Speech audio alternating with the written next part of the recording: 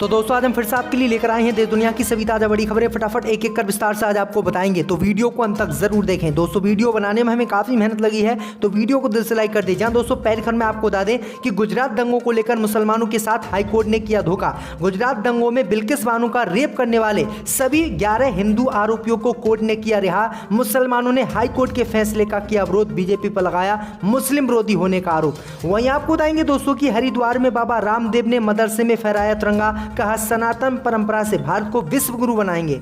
वहीं आपको बताएंगे दोस्तों कि सिद्धू मूसावाला के पिता का दावा, करीबी लोगों ने ही करवाई हत्या, कहा जल्द करेंगे नाम का खुलासा। वहीं आपको बताएंगे दोस्तों कि बिहार में सरकार गिराने के बाद नीतीश कुमार ने भाजपा को दिया एक और झटका, जनसंख्या नियंत्रण कानून को बिहार में लागू करने से किया इनकार। वहीं आपको बताएंगे दोस्तों कि भारत को हिंदू राष्ट्र और वाराणसी को राजधानी बनाने का मसौदा तैयार कर रहे हैं साधु संत, इनके मंसूबों पर फिरेगा पानी। वहीं आपको बताएंगे दोस्तों की तिरंगा यात्रा को लेकर बाबा रामदेव ने असुद्दीन ओवैसी पर कसा तंज, कहा गायत्री मंत्र का ओवैसी पर हो रहा है असर, ओवैसी भी लहरा रहा है देश में तिरंगा। तो दोस्तों सभी खबरों का आपको एक एक कर बताने वाले हैं, वीडियो को लाइक कर चैनल को सब्सक्राइब जरूर कर दें। इसी बीच पर तो दोस्तों अगली खबर की ओर, तो गुजरात दंगों को लेकर मुसलमानों के साथ कोर्ट ने की नाइंसाफी। गुजरात दंगों में बिल्किस बानो का गैंगरेप करने वाले सभी 11 हिंदू दोषियों को कोर्ट ने किया रिहा। जब दोस्तों आपको बता दें कि गुजरात दंगों को लेकर हाई कोर्ट ने मुसलमानों के साथ नाइंसाफी की है और गलत फैसला सुनाते हुए गुजरात दंगों के दौरान बिल्किस बानो का गैंगरेप करने वाले 11 हिंदू आरोपियों को रिहा कर दिया है, जिसके बाद पूरे देश के मुसलमान हाई कोर्ट के फैसले से नाराज हैं। दरअसल आपको बता दें कि गुजरात में गोधरा कांड के बाद 2002 में बिल्किस बानो सामूहिक बलात्कार मामले में उम्र कैद की सजा पाए सभी 11 हिंदू दोषी सोमवार को गोधरा उप कारागार से रिहा हो गए हैं। गुजरात की बीजेपी सरकार ने अपनी क्षमा नीति के तहत इन सभी को रिहा कर दिया है और ये जानकारी एक अधिकारी ने दी है। दरअसल आपको बता दें कि 11 दोषियों को 21 जनवरी 2008 को बिल्किस बानो का बलात्कार करने के मामले में उम्र कैद की सजा सुनाई गई थी और इन लोगों ने 15 साल की सजा भी काट ली थी। लेकिन आपको बता दें कि अब हाई कोर्ट ने इन्हें दोषी ठहराते हुए जो है रिहा कर दिया। तो ये बड़ी अपडेट आई दोस्तों कि मुस्लिम महिला बिल्किस बानो का इन 11 लोगों ने रेप किया था दंगों के दौरान, उसकी तरह से और उसके घर वालों को भी मार दिया था। लेकिन अब कोर्ट ने किस तरह से इनको रिहा कर दिया, तो कितनी नाइंसाफी मुसलमानों के साथ अब कोर्ट भी करने लगे हैं। आपकी क्या राय इस खबर पर हमें कमेंट में जरूर बताएं। इसी बीच पर तो दोस्तों अगली खबर की ओर, तो हरिद्वार में बाबा रामदेव ने मदरसे में फहराया तिरंगा, कहा सनातन परंपरा से भारत को विश्व गुरु बनाएंगे। जब दोस्तों आपको बता दें कि योग गुरु बाबा रामदेव ने स्वतंत्रता दिवस के मौके पर हरिद्वार के बोधहेरी गांव में एक मदरसे में तिरंगा फहराया। इस दौरान रामदेव ने कहा कि अगले 25 वर्षों में हम हमारी सनातन परंपराओं से भारत को विश्व गुरु बनाएंगे। भाई आपको बता दें कि मदरसे में झंडा फहराने के बाद बाबा रामदेव ने कहा है कि राष्ट्रीय एकता, अखंडता, संप्रभुता का ये संगम है। एक तरफ हिंदुस्तान जिंदाबाद और भारत माता की जय के नारे गूंज रहे हैं और वतन के लिए सर्वस्व न्योछावर करने का जज्बा लोगों में जाग रहा है। तो ये बड़ी अपडेट आ रही दोस्तों। वहीं आगे उन्होंने कहा है कि हम हिंदू राष्ट्र, माफ कीजिएगा, विश्व गुरु भारत को सनातन परंपरा से बनाएंगे। इसी बीच पर तो दोस्तों अगली खबर की ओर, तो बिहार में सरकार गिराने के बाद नीतीश कुमार ने बीजेपी को दिया एक और झटका, जनसंख्या नियंत्रण कानून लागू करने से बिहार में किया इनकार। जब दोस्तों आपको बता दें कि बिहार में पहले ही नीतीश कुमार ने भाजपा को सरकार गिराकर झटका दे रखा था, लेकिन आपको बता दें कि बीजेपी इस झटके से उबर पाती उससे पहले नीतीश कुमार ने एक और झटका बीजेपी को दे दिया है।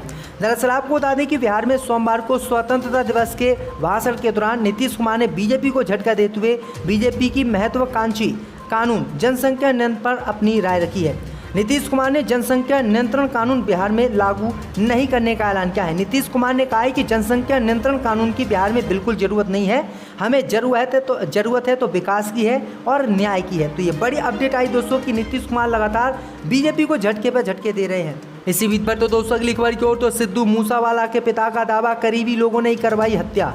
जब दोस्तों आपको बता दें कि पंजाबी सिंगर और रैपर सिद्धू मूसावाला की 29 मई को गोली मारकर हत्या कर दी गई थी। हत्या के मामले में गैंगस्टर गोल्डी बरार और बिश्नोई गैंग का नाम सामने आया था। सिद्धू पर हमला करने वाले कई आरोपी गिरफ्तार भी हो चुके हैं। इसी बीच सिंगर की मौत के 80 दिन बाद उनके पिता बलकौर सिंह ने आरोप लगाया कि हत्या के पीछे उनके कुछ करीबी दोस्त और राजनेता थे। बलकौर सिंह ने यह भी कहा है कि वह हत्या करवाने वाले लोगों को जानते हैं और वह जल्द उनके नाम बताएंगे। इसी बीच पर तो दोस्तों अगली खबर की ओर, तो भारत को हिंदू राष्ट्र और वाराणसी को राजधानी बनाने का मसौदा तैयार कर रहे हैं साधु संत, सबके मन पर फिरेगा पानी।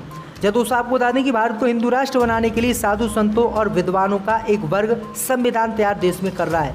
बताया जा रहा है कि अब तक इस संविधान के 32 पन्ने बनकर तैयार हो चुके हैं, जिसमें वाराणसी को हिंदू राष्ट्र की राजधानी बनाने सहित कई अहम मुद्दों को शामिल किया गया है। शंकराचार्य परिषद के अध्यक्ष स्वामी आनंद स्वरूप ने इस बात की पुष्टि की।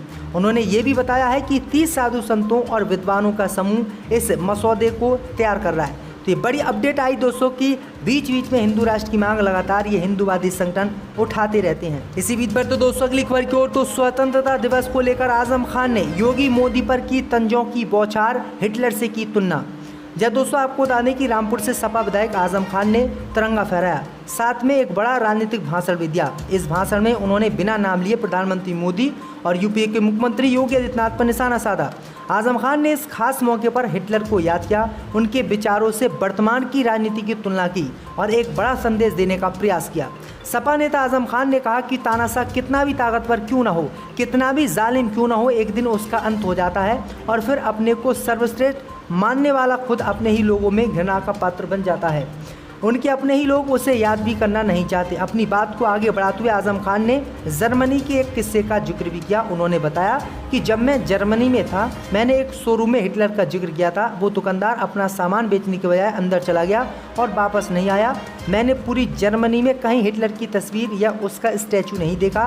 वह हिटलर जो कहता था कि हम पूरी दुनिया पर राज करने के लिए पैदा हुए हैं और हमारी ही कौम सबसे आला और अफजल है। आज पूरी दुनिया उस सोच और उस शख्स के नाम से अपने आप को बहुत दूर रखती है, यहाँ तक कि उसका नाम वतन उसको याद नहीं करना चाहता।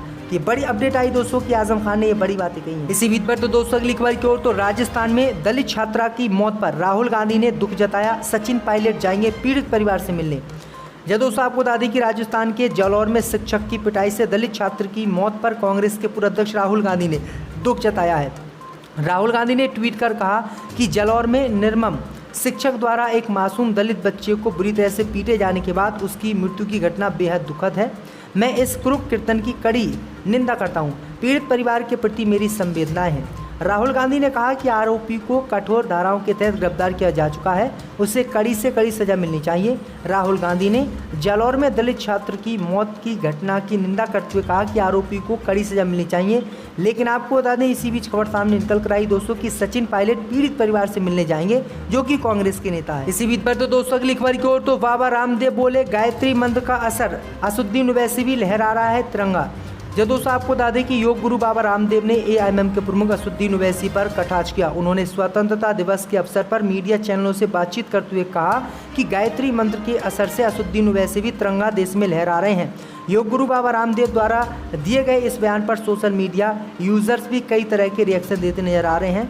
रामदेव ने असुद्दीन ओवैसी पर कटाक्ष करते हुए कहा कि वह 99% बातें उल्टी ही बोलता है, लेकिन लगता है कि उस पर भी गायत्री मंत्र का असर हो गया, जिसके कारण वह तिरंगा लहरा रहा है। अपनी बात को आगे बढ़ाते हुए रामदेव ने कहा कि तिरंगा सबका है, हिंदुस्तान सबका है, इसलिए सभी को 15 अगस्त और 26 जनवरी के दिन एक हो जाना चाहिए। इसके साथ ही उनके द्वारा ये भी कहा गया कि मुझसे जुड़े हुए 5 करोड़ घरों पर 365 दिन तिरंगा लहराएगा। तो ये बड़ी अपडेट आ रही दोस्तों कि बाबा रामदेव किस तरह से असुद्दीन ओवैसी का मजाक इस मामले को लेकर बना रहे हैं। इसी बीच पर तो दोस्तों अगली खबर की ओर, तो केरल में माकपा नेता को उतारा मौत के घाट, भाजपा RSS पर हत्या का आरोप।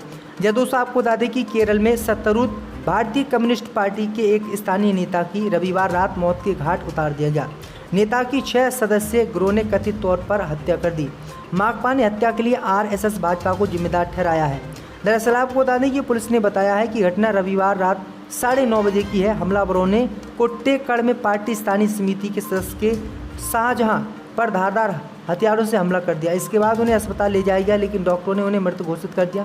माकपा ने हत्या के विरोध में मरुथा रोड पंचायत में सोमवार को बंद का आह्वान भी किया। तो ये बड़ी अपडेट। इसी बीच पर तो दोस्तों अगली खबर की ओर, तो नेताजी सुभाष चंद्र बोस की बेटी की अपील, भारत वापस लाया जाए पिता के अवशेष। जब दोस्तों आपको बता दें कि स्वतंत्रता दिवस के मौके पर पूरे देश नेताजी सुभाष चंद्र बोस को याद कर रहा है। इस बीच जर्मनी में रहने वाली नेताजी की बेटी अनीता बोस फाफ ने मोदी सरकार से बोस के अवशेषों को भारत लाने की मांग की। अनीता ने कहा कि नेताजी के पूरे जीवन में देश की आज़ादी से ज़्यादा महत्वपूर्ण कुछ नहीं था। दरअसल आपको बता दें कि सुभाष चंद्र बोस की मौत एक रहस्य है। कई लोगों ने दावा किया कि उनकी मौत एक हवाई दुर्घटना में हुई। उनके अवशेष तब एक जापानी अधिकारी द्वारा एकत्रित किए गए थे और टोक्यो में रेनकोजी मंदिर में संरक्षित किए गए। तब से पुजारियों की 3 पीढ़ियों ने अवशेषों की देखभाल की है। वहीं आपको बता दें कि 79 वर्षीय अनीता बोस ने कहा कि वह टोक्यो में एक मंदिर में संरक्षित नेताजी के अवशेषों के DNA टेस्ट के लिए तैयार हैं। उन्होंने कहा कि मंदिर के पुजारियों और जापान सरकार को भी मुकदमे से कोई आपत्ति नहीं है, वे अवशेष सौंपने के लिए तैयार हैं और भारत उनके अवशेष आने चाहिए।